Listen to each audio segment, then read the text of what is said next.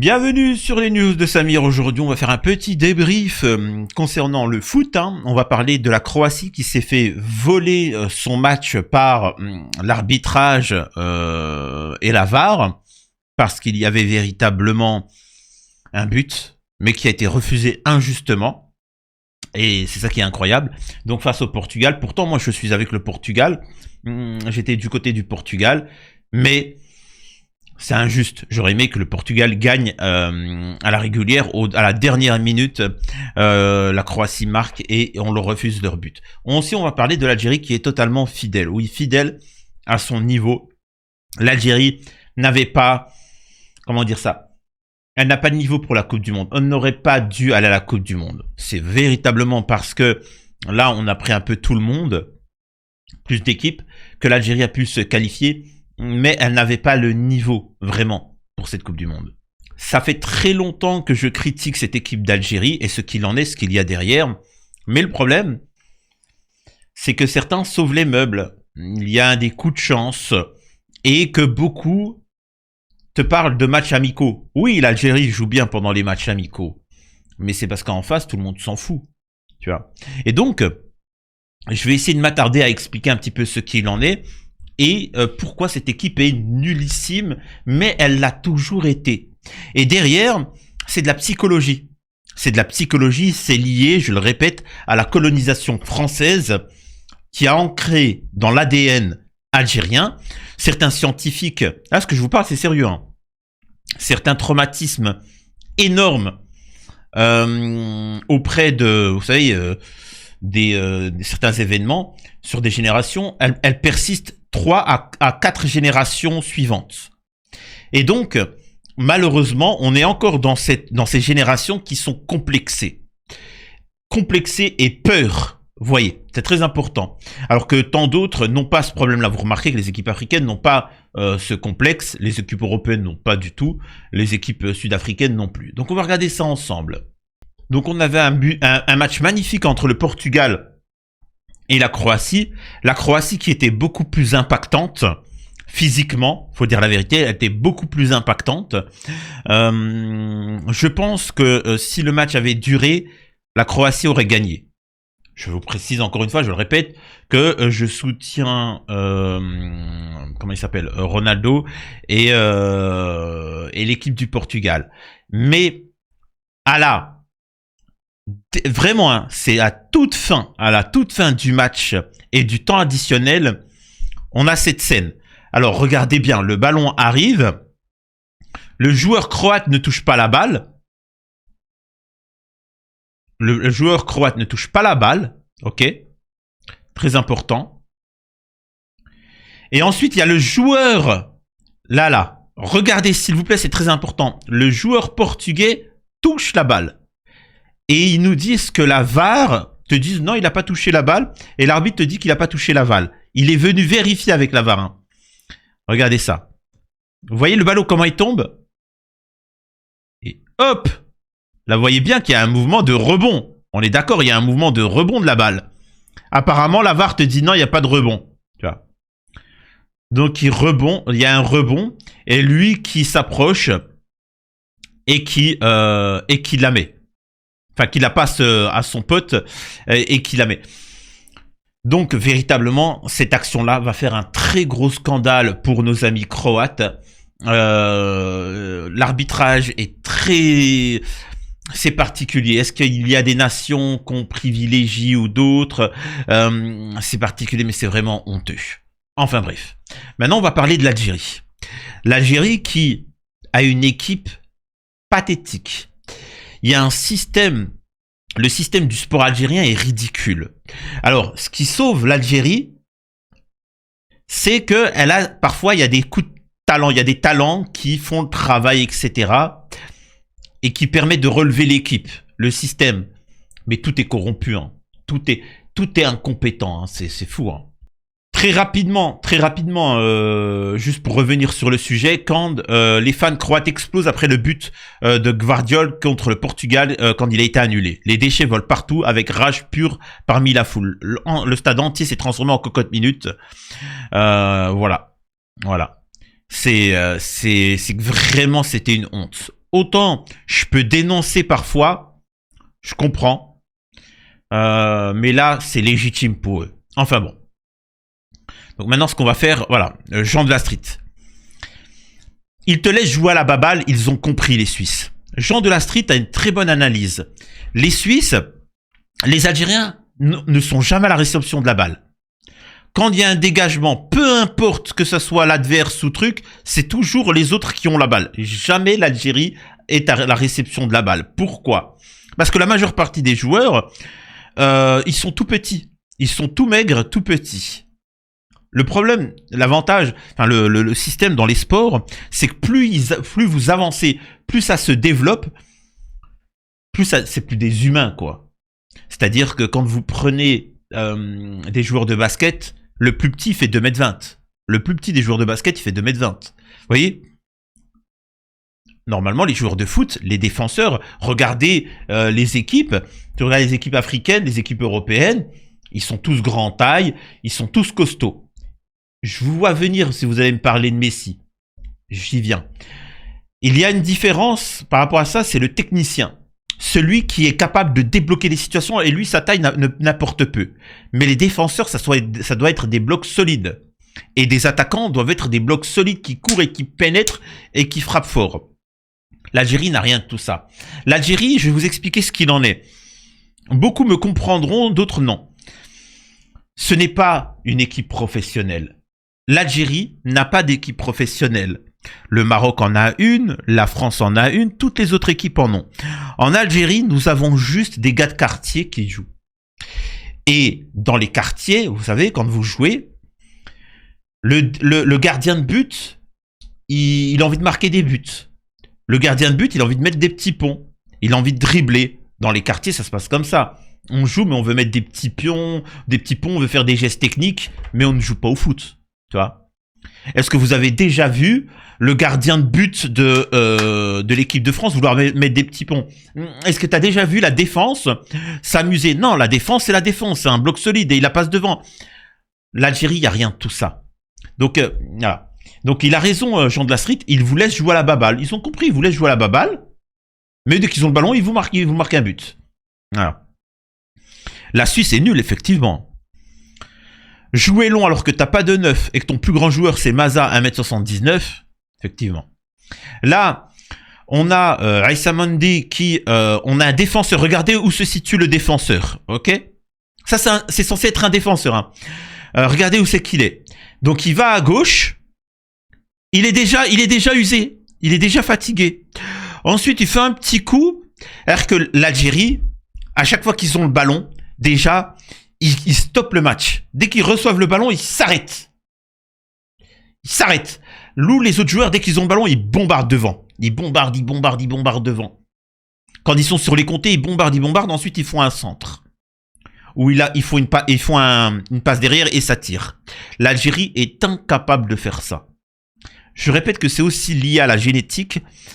Parce qu'en Algérie, on a ce complexe. Je l'ai toujours dit. Fut un temps, les Chinois, on disait que c'était un géant endormi. L'Algérie, c'est un géant complexé. Ils ont peur. Ils demandent. Quand ils font une action, ils attendent que l'arbitre n'ait pas sifflé faute et ensuite ils y vont. Ils attendent l'autorisation. Quand tu regardes l'équipe d'Algérie, avant de faire quoi que ce soit, ils demandent l'autorisation. C'est une honte. Ils nous laissent la balle, ils savent qu'on a une possession stérile. C'est peut-être ça notre fameux style de jeu dont tout le monde parle. Dans quelle religion, et Majdi dit un truc intéressant, dans quelle religion c'est haram, c'est interdit de jouer vers l'avant? Dès qu'un joueur algérien en attaque ou en défense, il a la balle, il se retourne, il a toujours, regardez, l'Algérien a toujours le dos au but. Et il joue derrière. Et de temps en temps, il espère un coup de chance. Sauf que la chance, au bout d'un moment, c'est pas tout le temps, tu vois, c'est pas un système de jeu. C'est pas un système de jeu. Vous inquiétez pas, on va parler de Petkovic aussi. Mais oui, il y a un problème, c'est que les joueurs ne jouent pas en avant. Alors que les autres équipes, dès qu'elles ont le ballon, c'est des crèves la fin du but. C'est des crèves la fin du but. Ils foncent directement. Nous, il n'y a rien. La solution, c'est tout simple. Virer Petkovic, ministre des Sports. Il faut que le président Abdelmajid Tebboune prenne à bras le corps comme il fait, le pauvre, hein. Franchement, le pauvre Abdelmajid Tebboune, c'est pas un président, ça. C'est un, comment on appelle ça? C'est un tout. Il y fait tout, en fait. Tu sais, c'est... Moi, il y a plein qui me disent, Samir, t'as vu, Abdelmajid Tebboune, il fait des choses bien, il fait ça, il fait ça. Ouais, mais c'est pas son rôle. Bah, comment ça, Samir, il fait des choses bien? Ça, c'est aussi très algérien. Complexés qu'ils sont, quand ils se prennent des claques par des Syriens, ils ferment leur gueule, mais quand un Algérien leur explique une situation posément, ils jouent les malins. J'ai pas compris, parce que t'es con, tu vois, parce que t'es incompétent, que tu n'es pas apte à discuter avec moi. Un président, c'est pas à lui de s'occuper de l'économie. Président, c'est pas à lui de s'occuper de tout et de rien, tu vois. Président, il a le rôle de capitaine, il a le rôle de... Allez, on va mettre dans une vision. À l'heure actuelle, le président algérien s'occupe de tout, hein. Il s'occupe de tout. Il s'occupe de tout. C'est trop pour ses épaules. C'est beaucoup trop. Et donc, il y a un problème. Moi, j'aimerais bien que le président Tebboune, il soit complètement effacé par rapport à d'autres personnalités. Le ministre des Sports, le ministre de la Santé, ministre, vous savez, qui font des trucs de fou. Non. Non. Rien. C'est petit. C'est ridicule. En fait, moi, le foot, comme vous le savez, bon, j'aime bien, mais ça reste que du sport. Voilà. Mais c'est marqueur de beaucoup de problèmes qu'il y a en Algérie. Et c'est pour ça que j'aime analyser ça. Voilà. Passons. Boulbina Mskin, tu aurais dû rester chez toi et t'ont ramené pour servir leurs petits arrangements entre amis, pendant que les supporters les plus naïfs regardent ailleurs. Pareil pour Titraoui. Il ne fallait même pas sauver la canne de ces imposteurs. Exactement. 3 contre l'Argentine, 1 contre la Jordanie. Je rappelle que cet individu, moi, il y a des gens qui me disaient, Samir, la Jordanie, c'est pas essentiel ce match-là. Et il faut savoir que la corruption en Algérie, comment on appelle ça, l'incompétence, c'est pas, je confonds le terme, parce que par exemple, il y a certaines équipes en Afrique, ça y va la corruption. L'Algérie, c'est pas la corruption, c'est l'incompétence. Voilà, c'est pire. C'est pire. Donc cette personne-là vous expliquait que le match de la Jordanie, il n'était pas important. Ok. Bon, il n'était pas important. Bon, on l'a gagné, hein. Et regardez comment il était difficile de passer. De se qualifier. Mais il n'était pas important. Il n'y a aucun match qui est important. En fait, ce qu'il est en train de vous dire, c'est que je m'en fous. Je suis l'un des entraîneurs les mieux payés au monde, avec les deniers de l'Algérie. Bravo l'Algérie. Hein. Vous payez cet homme-là plus cher que Didier Deschamps, plus cher que tous les autres sélectionneurs, entraîneurs du monde. Moi, ça me ferait mal, hein. Ça me ferait mal. Mais bon. 3 contre l'Argentine, 1 contre la Jordanie, 3 contre l'Autriche, 2 contre la Suisse, 9 buts en 4 matchs, c'est énorme. Et il fait rentrer Boulbina et Moussa à 10 minutes de la fin. Et puis t'as des gens dans les médias, parce qu'ils sont liés dans l'Algérie, c'est très comme ça. C'est je connais des gens et machin.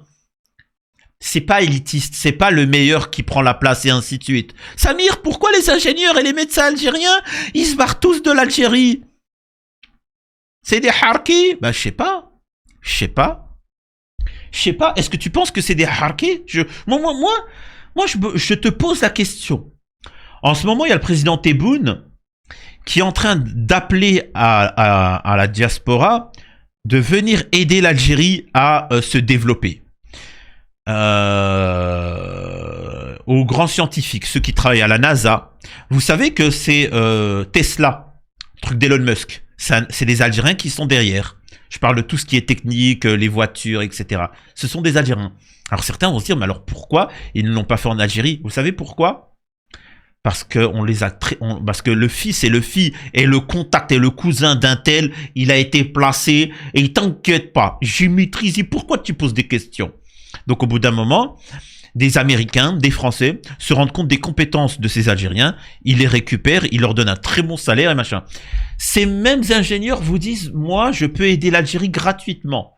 Donc c'est pas des harkis, c'est-à-dire que gratuitement, ils sont prêts à aider l'Algérie. Gratuitement. Donc ils font pas ça pour l'argent, ils sont prêts à aider gratuitement. Bah tout simplement, c'est parce que c'est un milieu d'incompétents. Voilà. Voilà ce qu'il en est. Il faut dissoudre cette équipe et tous les dirigeants impliqués de près ou de loin dans cette fédération. Sans ça, voilà. Même si Allah te donnait 200 ans de vie, tu ne verras jamais l'Algérie remporter un titre. Tout ce qui se touche se transforme en désastre. Tu leur confies Apple, ils la feraient couler. Wallah que tu leur donnes Apple, tu leur donnes Tesla, ils placeraient leurs cousins. Moi, j'ai connu une société comme ça. J'ai connu une société qui concurrençait Trigo, à la Peuge, pour ceux qui connaissent. Il y avait un grand responsable algérien, Farid. Il y avait moi qui devais prendre sa place et lui devait monter. Ensuite, il y avait l'équipe qui travaillait. Il a pris, c'est pas ça pour critiquer, hein, mais que des Marocains qui travaillaient. Il y avait un Algérien, un Black et un Gitan. Tu sais ce qu'il a fait? Eux, ils travaillaient, les autres Marocains, ils ne faisaient rien, mais ils lui faisaient des compliments à Farid. Et moi, je lui disais, il faut les virer. Les autres, ils font du bon travail, les branleurs, il faut les virer. Ouais, mais tu vois, les autres, machin. Il a viré le Gitan, le Noir et l'Algérien. Et au bout d'un moment, j'ai fait quoi? Allez, je me barre. Je vous jure, hein, ça, la société dont il devait gérer, c'est une grande société tout en France. Hein. Lui, il était responsable du secteur dans la région. Ça a fait faillite. Ils ont tout perdu. Donc, c'est véritablement vrai. Voilà. Mais moi, les Algériens, c'est votre argent. Hein. C'est votre argent. Hein. Mais quel prétendu amoureux de l'Algérie a ramené cet imposteur de Petkovic? Petkovic, là, il était à la 85e minute, il était là tranquillement, etc. Moi, il y a des gens qui m'ont dit, ouais, Samir Belmadi, etc. Moi, je m'en fous que tu perds ou que tu gagnes. Si t'es mon frère, si t'es mon sang, tu fais partie de mon peuple. Si Jean de la Street, il est l'entraîneur ou joueur et il donne tout, il transpire et je le vois pleurer. Je le vois pleurer parce qu'il a perdu pour l'Algérie et il pleure.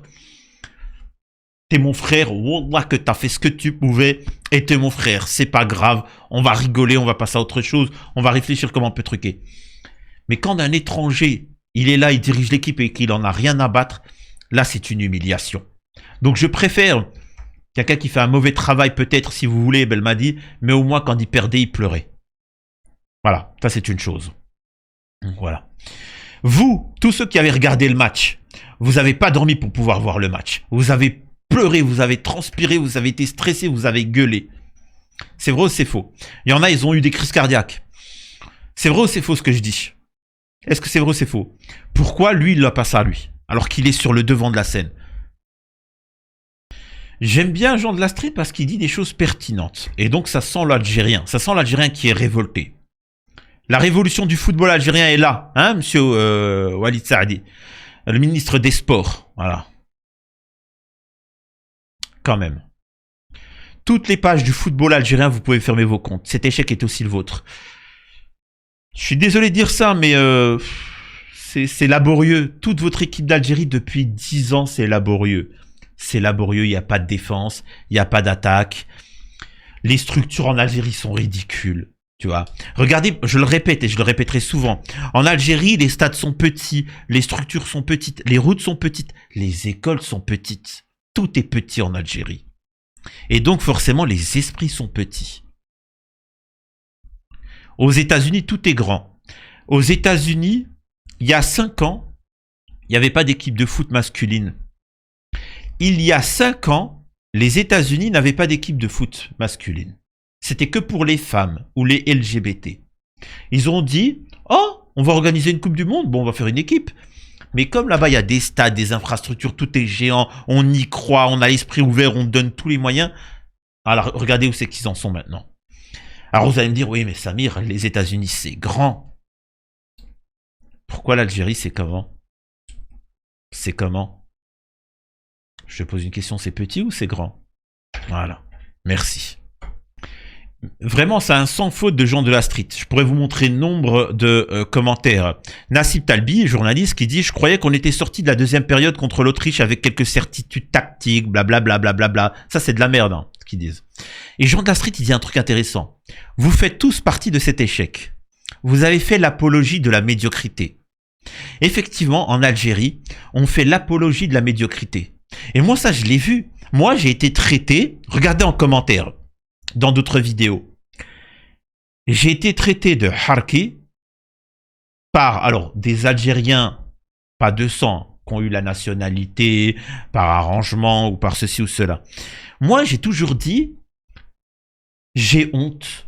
J'ai honte. Quand on me dit, ouais, Samir, l'Algérie par rapport à l'Afrique, économiquement, blablabla, blablabla. Et moi, je dis, mais j'en ai rien à faire. L'Algérie, elle doit se comparer aux meilleurs mondiaux. Aux meilleurs mondiaux. Au niveau du civisme, moi, je veux que l'Algérie se compare au Japon. Je veux qu'économiquement, on se compare aux Chinois. Je veux que dans l'armement militaire, dans la production d'armes, je veux qu'on soit concurrent des Russes. Vous voyez ce que je veux dire? Moi, je veux le meilleur du monde. L'Algérien, et c'est pas grave, tant que j'ai dépassé les Maroc, je les suis bien. Voilà, moi, je les dépasse le Maroc économiquement et je suis bien. Ouais. Sauf que le Maroc, ils ont pas le gaz, ils ont pas le pétrole, ils ont pas tout ça, tu vois. Moins que rien. Il a fallu le président Tebboune pour faire ça de l'Algérie. Imaginez, hein, vraiment, il a mis en haut l'Algérie comme ça d'un seul coup. Là. Et moi, ce que j'ai peur, c'est que quand l'Algérie Tebboune va partir, l'Algérie va rester à ce niveau-là. Imaginez-vous s'il y avait un ministre de la Santé qui disait aux Algériens d'arrêter de manger du pain. Imaginez un ministre de la Santé qui dit, à partir de demain, on va essayer d'éviter que les Algériens chopent le diabète. On va arrêter la cigarette. On va interdire la cigarette dans toute l'Algérie. Tu t'imagines? Tu t'imagines, le ministre des Sports te dit, on va faire des stades de foot, des compétitions, des stades olympiques, des trucs immenses. On va faire des universités géantes. Toute université construite maintenant doit être gigantesque, avec piscine olympique, avec terrain de basket, terrain de foot, tout ça. Tu t'imagines? Tu t'imagines? Tu règles le problème de santé, les hôpitaux, de tout ça. Tu fais tout. Mais on est complexé, on veut la médiocrité. Dites-moi ce que vous en pensez. Moi, je vais aller pleurer dans mon coin. Des bisous à tous, à la prochaine. Premier degré.